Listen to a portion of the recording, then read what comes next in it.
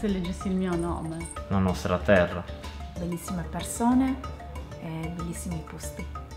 È un paradiso ed è il petrolio sotto i piedi che non vediamo. È un'isola ricca di opportunità che vedono solamente gli altri. Abbiamo una fonte di ricchezza enorme. Il fatto è che nemmeno noi ne siamo effettivamente consapevoli.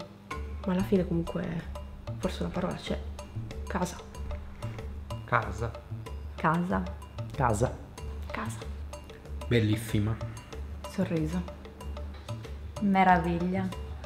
L'isola delle meraviglie. A volte un po' triste per certe cose, però per lo più per me è felicità la Sardegna. Bellissimo paesaggio, poca possibilità per i giovani purtroppo. Identità.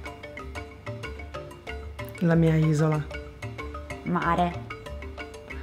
Bellissima terra, sono innamorato. Un dipinto mai finito. Paradiso. Il mio cuore. Patria.